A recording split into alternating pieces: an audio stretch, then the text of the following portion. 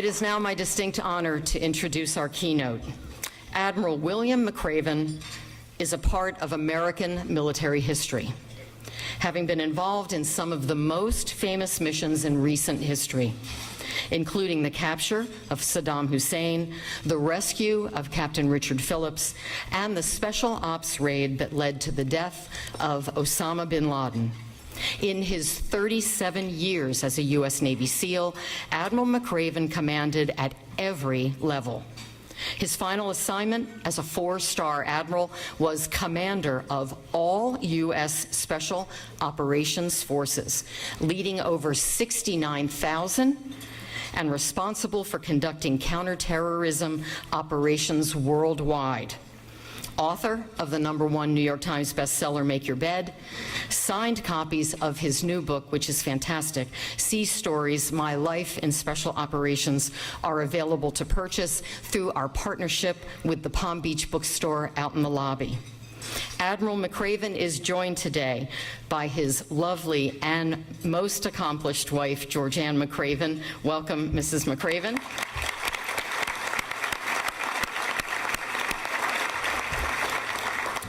The first sentence of the Navy SEAL Creed portrays a persona behind the face paint. Quote, "In times of war or uncertainty, there is a special breed of warrior ready to answer our nation's call. A common man with an uncommon desire to succeed." It's said that the life of a SEAL is full of pain, fear, and exhaustion. A tight-knit, secretive community, half who try to make SEAL Team 6 fail after excelling in many of the other SEAL teams. Research has yet to hit on a psychological profile, personality type, or even family background that can identify those who will persist to become one of the toughest warriors on the planet. The Forum Club is privileged today to hear from Admiral William McRaven, a very special breed of warrior whose lifetime commitment to defend our national interest, to serve our country and ourselves, is an inspiration for all. Ladies and gentlemen, Admiral William McRaven. Thank you. Thank you very much. Thank you. Thank you very much. Thank you. Well, good afternoon. Barbara, thanks, and thanks again to the Forum Club for the invitation today. And again, I do want to recognize my wife, Georgianne, who is with me here, and also thank Harry Rhodes for reaching out to me. This is a special event for me. I've also noticed that there's a number of veterans here in the audience tonight, and I want to thank them for their service. I met a couple of great Navy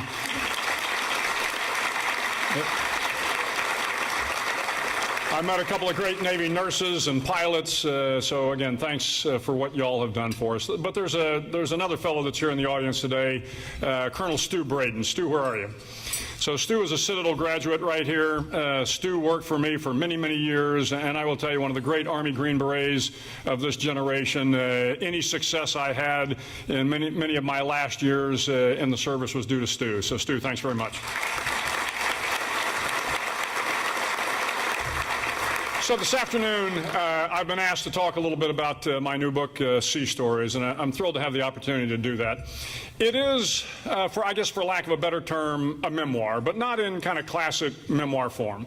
It is in story form, so I tell about 18 stories, and as was mentioned, there's the stories on the bin Laden raid, there's the story on the rescue of Captain Phillips and the capture of Saddam Hussein, story of my time in the White House, but really what I hope people take away from the book is the great men and women I had the opportunity to work with and to work for. Because the book is, while there are great missions through my eyes, I'm hoping what you see is I was just fortunate to be involved with the great men and women that have been serving this country for a very, very long time. And I hope that's the takeaway from the book. But the book starts in 1960 in Fontainebleau, France. And in 1960, my father, an Air Force officer, was stationed at the Supreme Headquarters, Allied Powers Europe in Fontainebleau. And it takes place in the Officers Club. And as a young boy of 5 years old, I am watching my father and his fellow fighter pilots tell stories.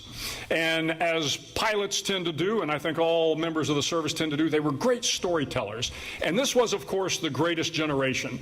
These were the men and women that were children of the Great Depression. They were children of World War I. All the men went off in World War II and fought, and some of them fought in Korea.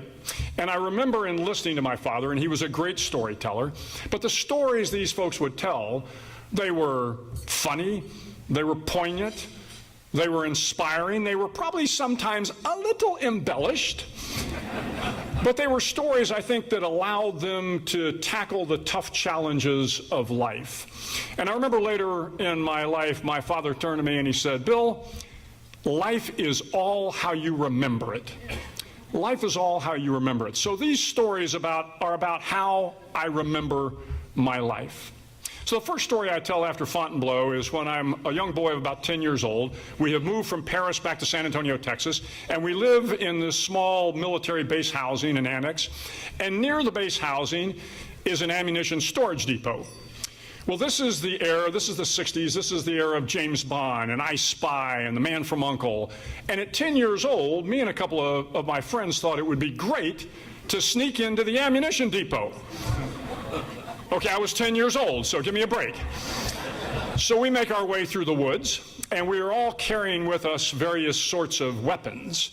My friend has got his Red Ryder BB gun. The other one's got one of the Davy Crockett long muskets. And I have my Roy Rogers pearl handle cap gun. So we get to the fence line, and for some reason my two buddies decided it would be better if I was the one that scaled the fences. So I scaled the first fence. I scaled the second fence, and about that point in time, the air police catch on, so they come after us. Well, I scale back over the second fence. I scale back over the first fence. We get into the wood line, and we're bolting. Well, somewhere in that pursuit, I lost my Roy Rogers pearl handle pistol. But I continue on. We get back to base housing, and everything seems to have calmed down, and the day goes by, and me and my buddies are like, oh, man, got through this one okay. Well, on Monday, my father, who was working at the base, comes home, and that evening he calls me into the living room, and he says, Bill, I got a report that some kids tried to break into the ammunition storage depot. Do you know anything about that? And as I say in the book, for the first and last time in my life, I lied to my father. I said, no, sir, I don't.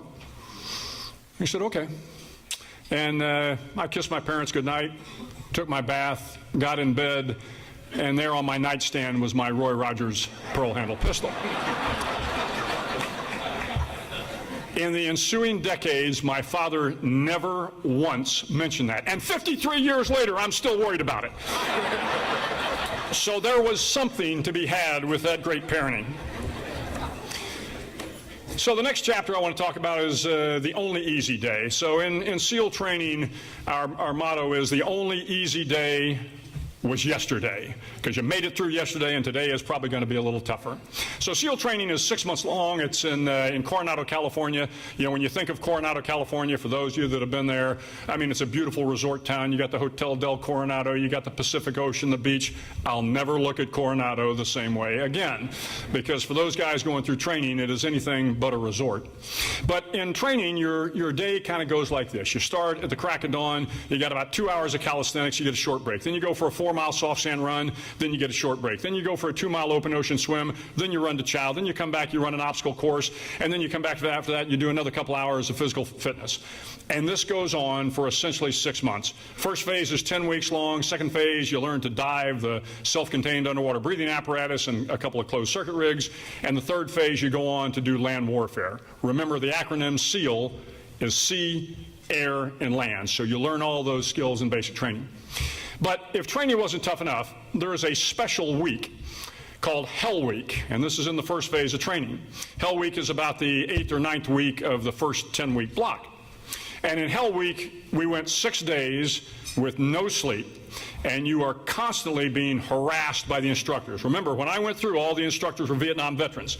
They were crusty, salty old guys, and they did not want anybody coming into the SEALs that wasn't tough enough to meet their standard. And at one point in time in SEAL training, in Hell Week, you go down to what's referred to as the mud flats. And the mud flats were this area where the water from San Diego and the water from Tijuana came and created this slough. And the slough was probably about the size of this area right here. And in the middle of the slough was about 3 or 4 feet deep. So you would go down there and you would have mud wrestling and mud fights and mud relays, and the mud was cold and it stuck to you and you were exhausted. You hadn't slept in 4 days, and this was really where you found out who wanted to be a SEAL, because you were cold and wet and miserable, and it seemed like there was no hope in sight on Wednesday of Hell Week. But I tell the story, at one point in time we had committed some egregious violation of the rules. So all the trainees, or about 55 of us, were thrown into the mud, and we had locked arms for solidarity. And one of the instructors, he's on the dry side, and he comes over and he looks down at us and he says, you guys doing okay? You look a little tired. Y'all do, I tell you, we got a fire over here. Got a fire. I think we're brewing some coffee too. We got a fire, got some hot chocolate for those of you guys that like the sweet stuff. He says, I tell you what, you can all come out of the mud, because I know y'all are having a tough day. Y'all can all come out of the mud and sit by the fire if only 5 of you quit. And this was a technique the instructors loved. Pit the class against each other. Well, the kid next to me decides, hey, it is time to go. I do not want to be a SEAL. He starts to bolt from me, and I'm like, hold on, brother, we're going to make this. He starts to move. And at the end of the line, a kid started singing. And the instructors come up and they start yelling, hey, you, stop singing. Stop singing. But then another kid started singing, and another, and another. And before long, we were all singing. Now the instructors are all on us. They got bullhorns out there yelling and screaming at us. And the singing persisted. And the point I make about SEAL training was, it wasn't the officer that started singing. It was the junior enlisted guy. And he gave us hope at that point in time. And that's what SEAL training was all about. It was finding out where you can find hope in the midst of being neck deep in mud or being cold, wet, and miserable all the time. The last day of SEAL training, we were doing a simple evolution called a helicopter cast and recovery. And so we had made it through training. There were now 33 of us left, and the parents had showed up because the next day we were going to graduate. And so we all get on this helicopter, and the idea was the helicopter went out into San Diego Bay. It's at about 10 feet above. It's going at about 10 miles an hour, and you've got your frogman wetsuit on. You got a pair of fins and a mask, and as the helicopter moves along, you jump out of the back of the helicopter. So there's one stick of 10 guys. It goes out first, and I'm the first guy in the second stick. So they drop out 10 guys, and then it comes time for me. I jump out, and now the helicopter does a U-turn, and it comes back, and it's picking the guys up. Well, as it's picking the first stick up, everything goes fine, and finally it picks me up, and what they do is they drop this ladder down, rope ladder, and the helicopter's coming. There's a lot of, down blast on the water, but, you're young and you're strong. Ladder comes, you pick up the ladder, and I climb up in the helicopter, and I sit down in my seat. And then all of a sudden I realize I'm waist deep in water. Now, if you know anything about helicopters, they're not boats. So I'm looking, realizing that the helicopter's lost power, and now we have sunk into the water. This is not a good thing. So the crew chief now is panicking. He's looking out the back of the helicopter, but there's no room because the helicopter is sinking from behind, and the only way out is through the side door. So finally he makes a decision to get us out, and as we're diving out, of course, the blades are turning a couple of feet above. You dive down and start to swim out beyond the blades. And as I get out beyond the blades, the helicopter, the pilot's got no control of the helo. He's water bugging around, and every time I'm swimming this way, he seems to be following me. Finally, we managed to make it out, and the helicopter, God bless him, helicopter pilot was able to beach the helicopter about an hour later. And I remember at the end of this event, one of the instructors coming up to me and saying, well, I hope this isn't an indication of how the rest of your career is going to go. But in reality, it was an indication of how the rest of my career would go. The next story I'll touch on is called The Hand of God. Now, I have graduated from SEAL training. I am in the SEAL teams. I am stationed over in the Philippines, and we are doing a hostage rescue training exercise. And we had rescued the hostage, and we were moving him to an airfield to do a C-130 extraction. And Stu knows it well. You come up, the aircraft comes in. It's a blacked-out landing field. The ramps go down. The warriors, and we had a mixed group of Australians and New Zealanders and Filipinos and Green Beret. And I am supposed to get on one of the helicopters with the hostage. I'm escorting the hostage. One of the C-130s. But at the last minute, for whatever reason, myself and the colonel, who was the hostage, we do not get on that C-130. An hour later, that C-130, Stray 59, crashed and killed everyone but one person. And the story, the point of the story, was you begin to wonder why. These were great men. Their families wanted them to live long lives, but for some reason, their lives were lost, and some of us were spared. And you begin to wonder about the hand of God. Why did it turn out that way? What I hope, and I mention in the book, is years later, when I had the opportunity to command AC-130s and MC-130s, I always thought about Stray 59, and I hope that somewhere along the way,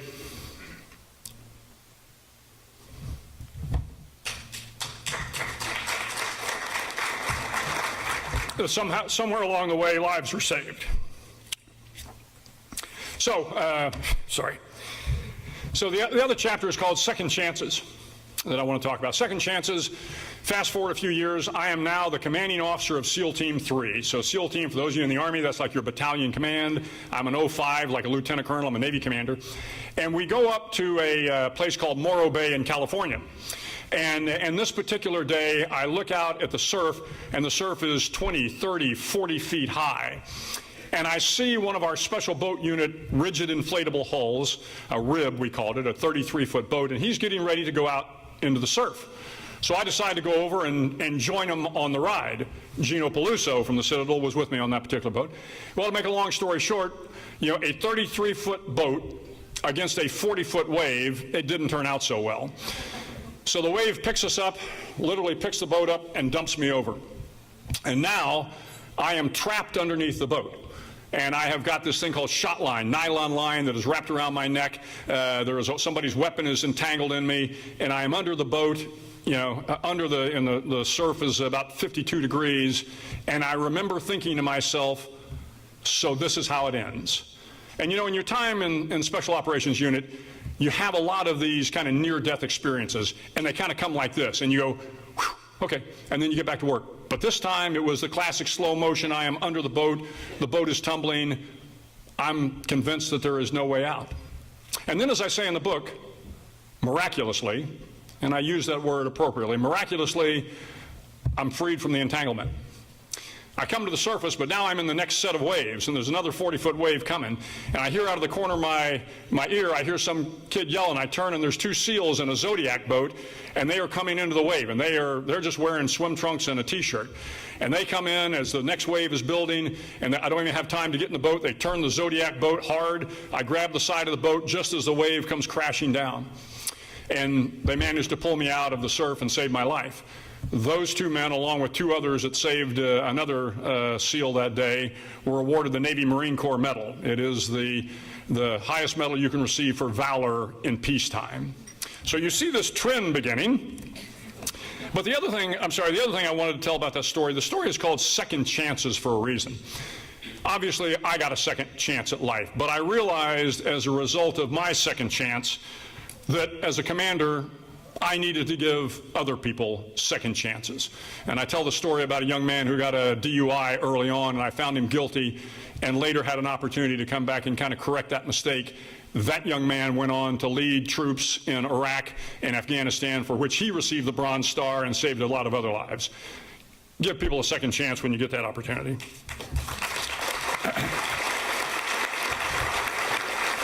The next story is called Airborne Froggy. Now, those of you that are parachutists, you're airborne, and we're frogmen. Navy SEALs are called frogmen. So the title of the story is Airborne Froggy. It takes place in 2001. Now I am a Navy captain. I'm in charge of all the SEALs on the West Coast. I'm an important guy. And we go out one day for a routine parachute jump. And we took off from North Island Naval Air Station in a C-130, and the way it works is the ramp of the C-130 comes down. You've got a parachute rig, a free-fall parachute rig on your back at about 13,000 feet. Ramp comes down, you jump out, hands extended, feet behind you. You fall out, you get stable, you drop from about 13,000 feet down to about 5,500 feet. You wave off, you pull your ripcord, and the ripcord, when you pull it, out comes a pilot chute. And the pilot chute pulls out the main chute. And then you have a canopy overhead and you glide effortlessly to the ground. Well, this particular day, we go out, and again, the ramp comes down, you look out, it's a beautiful day, not a cloud in the sky. I can see Mexico, I can see the Pacific Ocean, this is fabulous. So I jump out, and I'm falling, everything's looking good. And then I see a couple of guys off to my left. They're below me, a couple hundred feet below me, and I see another guy off to my right here, and I'm watching this guy, and he's kind of starting to move, and I'm kind of keeping my eye on him, and then all of a sudden this guy is underneath me. And I look at my altimeter, and it's too late. He pulls his parachute, and in relative terms, I'm moving at 120 miles an hour down, and he is essentially stopped. His parachute opens up, I hit his parachute. It's like getting hit by an airbag. I hit his parachute, and I kind of tumble out of control. Now, candidly, I should have gotten stable, but the parachute hit me. I'm kind of stunned a little bit. I'm tumbling out of control, and I think I better pull my ripcord because I didn't know what altitude I was at. Well, I pull my ripcord, and the pilot chute comes out, and it wraps around one leg. The riser, another part of the parachute, comes out, and it wraps around another leg. So now I am entangled in this parachute thinking to myself, yeah, this doesn't look too good. And I am trying to unscrew the parachute, trying to get it to deploy. Well, the good news is the parachute opened. The bad news is when a parachute opens, it blossoms. And so one riser went one way, one went the other, and it snapped me in two. So it separated my pelvis by about 5 inches, ripped the muscles out of my stomach, my back, and I landed about 2 miles from the drop zone. But the message of the story really has very little to do with the accident. It's about the fact that after the accident, I had a lot of people taking care of me. My wife became my nurse. My colleagues came by and took care of me and made sure I did the rehab I needed to do. My boss, Admiral Olson, made sure I stayed in the Navy, which was not easy to do when you have such a significant accident like that. I'm also quick to point out that relative to what I saw after 9/11, the young men and women that were in Iraq and Afghanistan and the injuries they sustained, this was nothing but a scratch. But the lesson from the story is you're going to need a lot of people at some point in time in your life to help you through. And I wasn't sure I needed that at that point in time because I had done pretty well. And then all of a sudden you realize that you want to get through life, you better have a lot of friends and colleagues to help you. Moving on to the Ace of Spades. So now 9/11 has happened. I've gone to the White House for a couple of years, and then after the so I rehabbed, if you will, not really very well, but I rehabbed at the White House for 2 years. And then in 2003, I go down to Fort Bragg, North Carolina. I'm assigned to one of the Special Operations Unit there, and I go over to Iraq. And I arrive in October of 2003, and we are hunting Saddam Hussein. And if you recall, some enterprising young public affairs officer had created the deck of cards. So we were going after the high-value individuals, Chemical Ali and a lot of the really bad Baathists. And of course, the Ace of Spades was Saddam Hussein. So the title of the story is The Ace of Spades. We were hunting Saddam Hussein.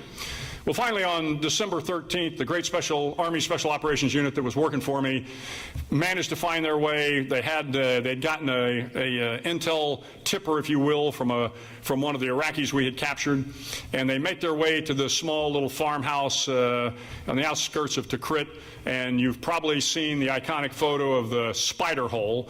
And of course, when they find this spider hole, they lift it up, and Saddam is in there, and he raises his hands, and he says, "I'm Saddam Hussein, the president of Iraq. I'm here to negotiate." One of the operators said, "President Bush sends his regards." And they pulled him out of the hole.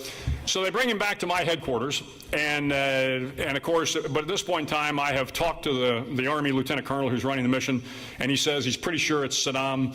So, but of course, I had to make sure that I personally identified him before I started making calls. But I did make some initial calls to General Abizaid, who was the Central Command Commander, General McChrystal, who was my boss, to say I think we've got him, but I'll let you know as soon as I get a chance to see him. So I go over. He comes back to our little headquarters there in Baghdad. I go over to see him, and of course, if you recall the picture, he's got this giant, big, bushy beard.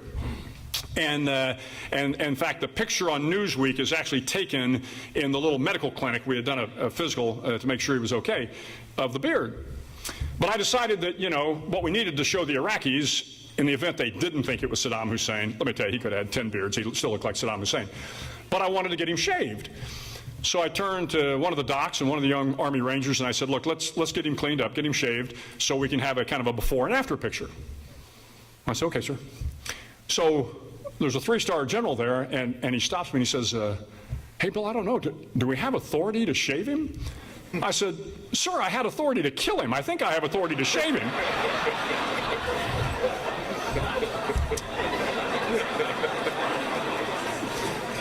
Of course, that was only if he was a threat. To make sure So I go away, and I'm assuming, of course, that somehow the Rangers are going to take care of shaving him. Well, I come back about an hour later, and there is Saddam. He's got his beard, and he's got his scissors with him, clipping his beard. I'm like, oh, let me have those scissors, please. But the one thing that I want to leave you with on that particular story is the fact that it was interesting with Saddam, because I held on to him for about 30 days. And initially, when we got him, he was pompous and he was arrogant. And as the days went by, because he no longer had his palaces, he no longer had his generals and his handmaidens, he just became an evil, pathetic old man.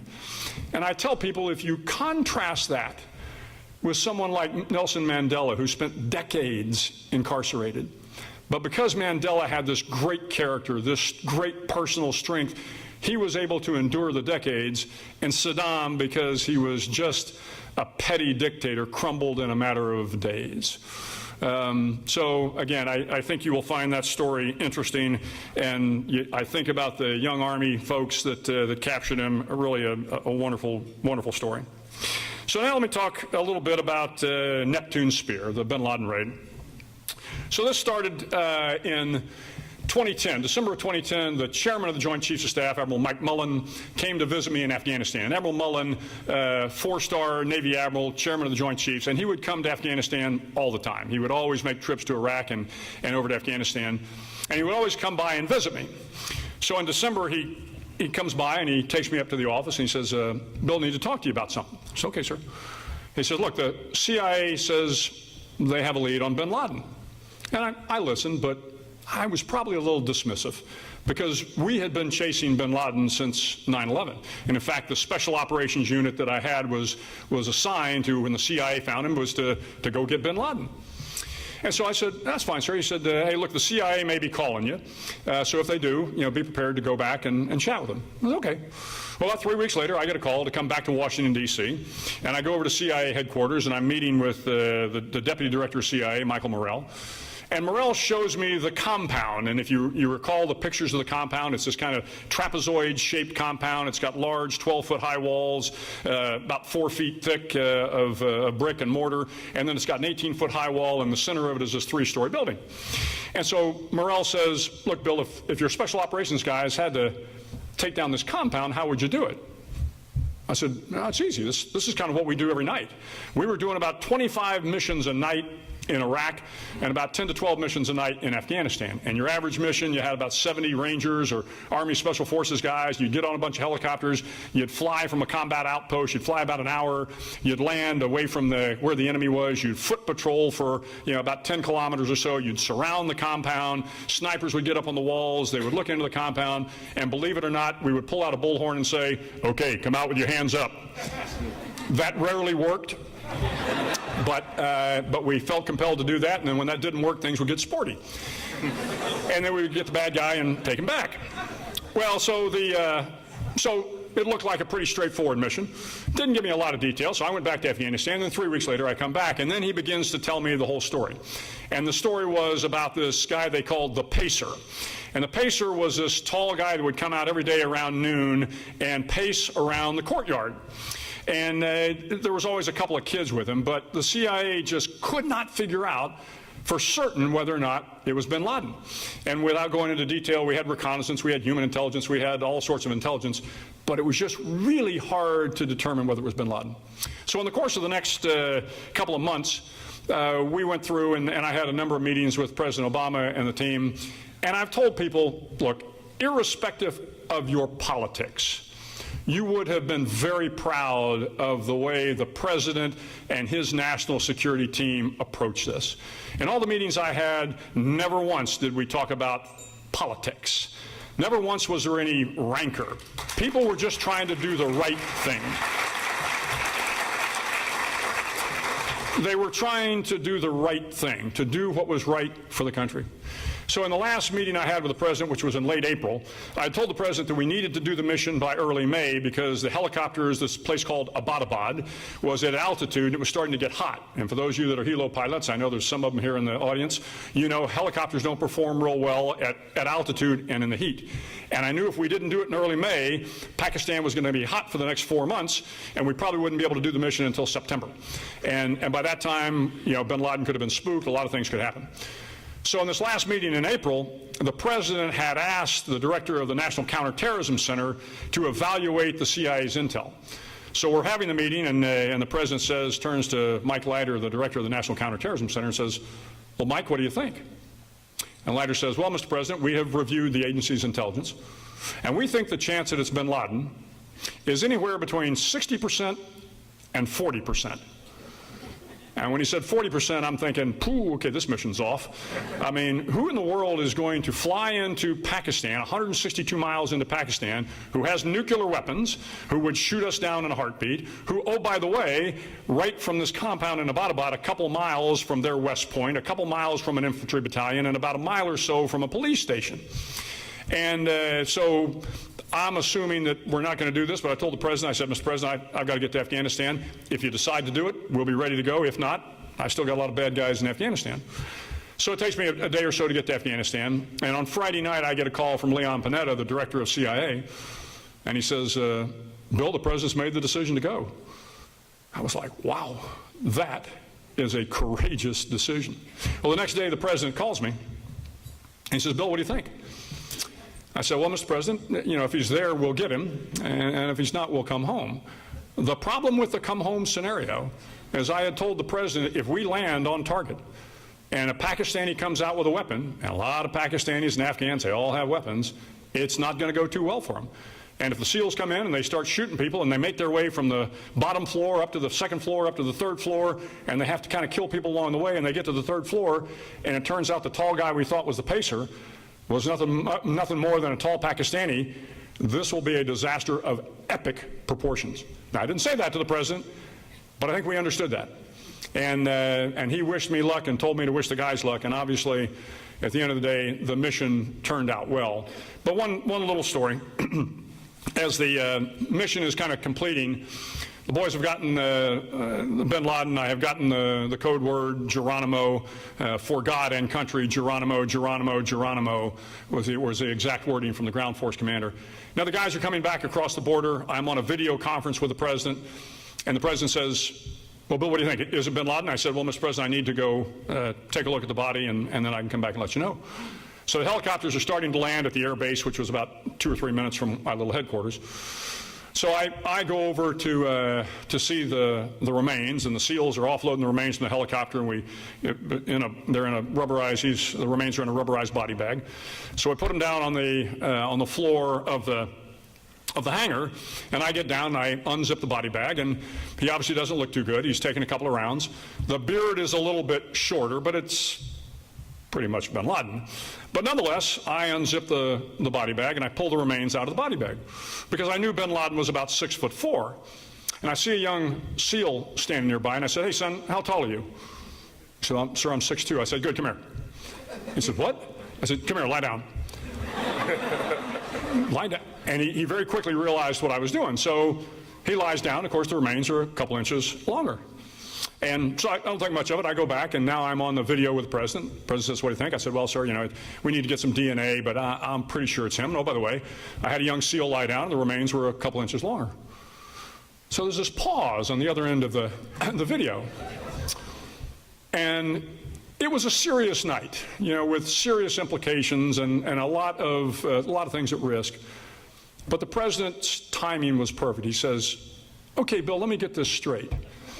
We had $60 million for a helicopter, which of course we lost on the compound. We had $60 million for a helicopter, and you didn't have $10 for a tape measure? So 2 days later, when I returned to Washington, D.C., I went to the Oval Office, and the President presented me a plaque that said those exact words and had a tape measure on it. And I take that.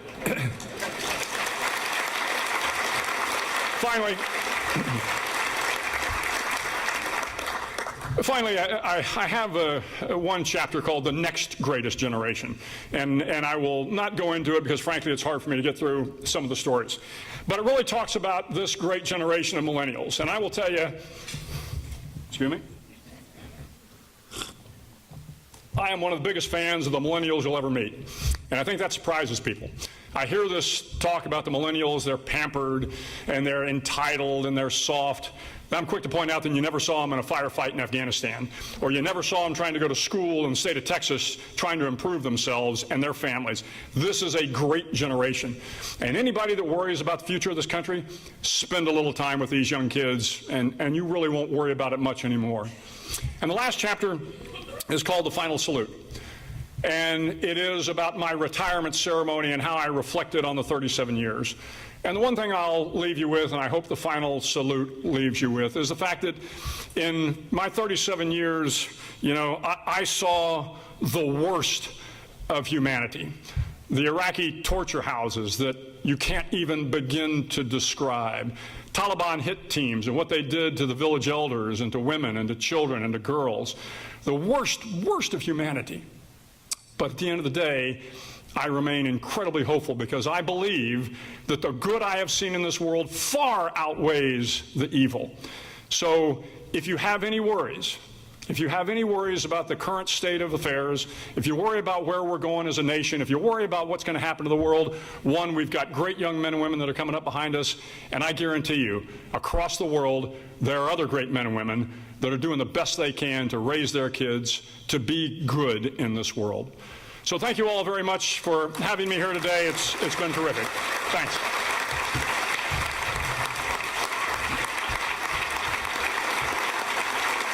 Thank you very much.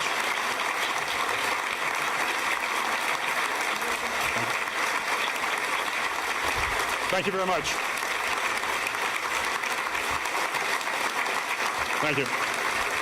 I'm happy to take, I think we've got about 10 minutes here, and I'm happy to take some questions from the audience. So, Admiral McRaven, okay. Today's questions come directly from our audience. Great. So as citizen leaders, they like to hear news directly, receive their information directly from the source and in an unfiltered manner. But to kick off our There will be no outbursts, though? Is there no outbursts aren't allowed? Do we have to worry about them? To kick off, our first two questions come from our students. So, Chuck, if the student from Palm Beach Atlantic University will stand, give us their name and read their question. Ooh.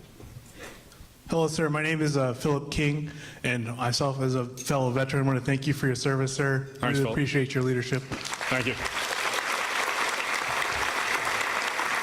My question to you today is, what is your opinion of the work No Easy Day, the unauthorized CO account of the raid on Osama bin Laden's compound?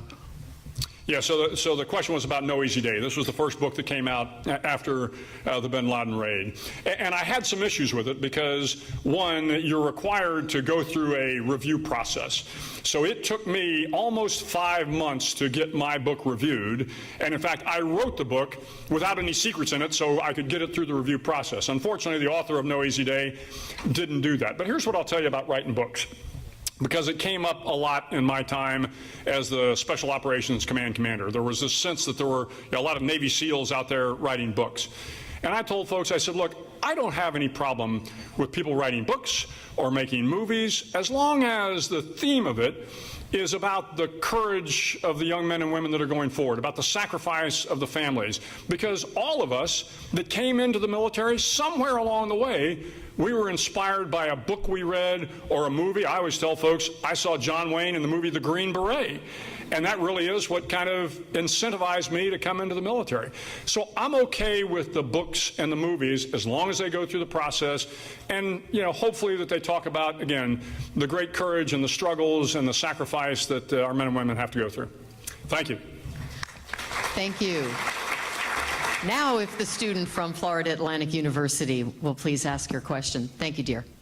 Good afternoon, sir. First, I want to thank you for coming here today. I just want to say that you're an inspiration to all of us, and on behalf of all of us, I would like to thank you for your service. Thank you very much. My question here is, when advising decision makers like presidents about policies or actions, how do you handle the situation where your advice is ignored and the choice being made is ill-considered? Yeah. Yeah, so, and I appreciate the question, but let me tell you how it works, really, is at the end of the day, as a senior military officer in particular, and I was asked for my advice a lot of times. Again, I worked on the National Security Council staff under President Bush 43, and then, of course, I was one of President Obama's commanders. I didn't agree with every man on every issue. And, in fact, I had some real concerns with some of the policy decisions were made.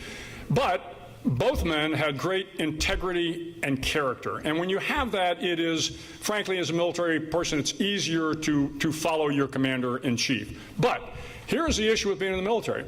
As long as the order is a legal order, then you are obliged to follow that order. Now, if you don't want to follow that order, it's easy. You just resign. And so, you know, you take a look. You take a look at some of the. I mean, I think of my great friend Jim Mattis, who was the Secretary of Defense, who, for whatever reasons, Jim made this decision. He could no longer support this particular commander-in-chief, and made the decision to step down. Now, not in uniform, but I guarantee you, others in uniform, if they feel the orders are illegal, then they have an obligation to say, one, I'm not going to follow that order, or if they don't like the policy, they resign. Thank you. Thank you. And now for our questions from the audience. While the United States has begun to pull out of the Middle East, we continue to employ thousands of private military contractors. Does hiring these mercenaries offer the same level of secrecy as the mission's special operations troops take? Yes, I think there's a little bit of a misperception about the contractors for hire. They don't do missions. Most of them, frankly, guard infrastructure. So it is, or there'll be what we call a PSD, a personnel security detail for a certain State Department or others. They do a very, very important job. Make no mistake about it. We need those contractors. But anybody that thinks, again, that's not to say there haven't been some bad contractor action in the past, but in general, most of these contractors are well-meaning, men and women that are coming to serve in another capacity, and they do work that is important. It frees up the soldiers to do the combat missions, because 90+% of these contractors are really just about protection of the infrastructure. They're the gate guards. They're doing PSD, and I think it's important to have them. Thank you. How do we ensure our military, in particular the Pacific Fleet, will be strong enough to deter aggression from either China or Russia? Yeah, it's a great question. The Pacific Fleet really, from the standpoint of the Navy, has always been kind of one of the crown jewels of the United States Navy. As you recall, a couple of years ago, we had two very serious incidents, a loss of life in the Pacific. And the Navy, which the Navy tends to do very well, is they held everybody accountable. From the captain of the ship all the way up to the fleet commander, the three-star fleet commander, were all removed because they found some problems in the way that the sailors were trained. And so the officers were held accountable, rightfully so. I think when you send that message, one, it does tighten up the good order and discipline. We understand the threats that are out there. I'm not overly concerned about, the rising military power of China. The thing that China brings, however, is it brings mass. So there is, quantity has a quality all its own. The Chinese only worry about, the South China Sea, the Yellow Sea, the Sea of Japan, those. We in the United States, even with all of our carrier battle groups, we worry about the world. So if we get into a conflict with China, which again, I don't see that happening in the near future, we still have the military might to be able to deal with that. My biggest concern is, do we miscalculate? Does somebody miscalculate flying over the Scarborough Shoals or the South China Sea, and we have some sort of conflict there? Having said that, we know how to deal with those. I think we would wind down and de-escalate that as quickly as possible. Thank you. How do you feel about the potentially new Secretary of Defense not being former military, but a CEO of an airline? Yeah, I'm not particularly concerned that a Secretary of Defense doesn't have military experience. Some of the best Secretaries of Defense we ever had didn't have military experience, or they were, their military experience was 40 years earlier. Leon Panetta had been the director of the CIA and was a fabulous Secretary of Defense. I think he may have had some military experience again, 40 or so years ahead. I think what you need somebody that listens to their military commanders. So you have, and Pat Shanahan, who I have met, seems like a very good guy, and I certainly wish him well in his role as the Secretary of Defense if he gets confirmed. But you've got a guy like General Joe Dunford, who is a great Marine, who is the chairman of the Joint Chiefs of Staff, who is frankly one of the finest officers I have ever worked with. And so when people worry about, how are we going to deal with Iran? How are we going to deal with China? How are we going to deal with Russia? What you have is very senior military officers who've been at this for decades. They do not want to go to war in Iran. They do not want to go to war in Russia. They do not want to go to war with China. They know how to provide the right advice and counsel to the Secretary and to the President to hopefully ensure that we stay on the right path. So I want to be mindful of your time and to be able to have time. Admiral McRaven will be out in the lobby to sign some books for those of you that purchase books. So because of that, I'm going to go ahead and do the last question now. You called your old high school football coach, Jerry Turnbow, Right. after the bin Laden raid to thank him for some advice he once gave you. Given that we have students in the room today, can you share that advice with us? Yeah. So, in fact, people have asked me kind of what's my favorite story of the 18 stories. And it really is one. It's called It's a Wonderful Life. And I play off the great Frank Capra film with Jimmy Stewart. But the point of the story, I was trying to break the high school mile record at Roosevelt High School in San Antonio. And I had just finished my second to last meet, and I had not done very well. The record was 4:32.7, and I had run like a 4:37. I was 5 seconds off the mile record, which in the mile is eternity. And I had one last race. And the night before the race, I got a phone call at my house from this assistant football coach who I really hadn't had a lot of contact with in years. And I'm thinking, one, football coaches in Texas, the guys that run around in circles, sometimes the coaches, they don't always associate with them. So I get this call from this assistant football coach, and he's got this kind of slow Texas drawl, and he says, Bill, I understand you run your last race tomorrow, you're trying to break the mile record. I said, yes, sir. He said, well, Bill, you can do this. You just run hard, and I have faith that you can break that record. And there was something about that inspired me, and the next day I did just what Coach said. I ran hard and I broke the record. Now here's the point. The record didn't mean anything to anybody, and in fact a year later it was broken by another runner that was a lot faster than me. But it meant something to me. It meant I had set a goal, and as a result I had worked hard and I had managed to achieve that goal. And that fundamentally changed the trajectory of my life. Because I realized if I could break the school record in the mile, maybe I could go on to be a Navy SEAL. And so when you think about your opportunities, most of you won't have a chance to go after a bin Laden or rescue a Captain Phillips or get Saddam Hussein, but you will all have an opportunity to inspire someone around you. Never, ever miss that opportunity. Thank you. We thank Admiral McRaven for joining us. Thank you very much. And we look forward to seeing everyone June 10th back here at the Kravis Center for Susan Page and the Barbara Bush biography.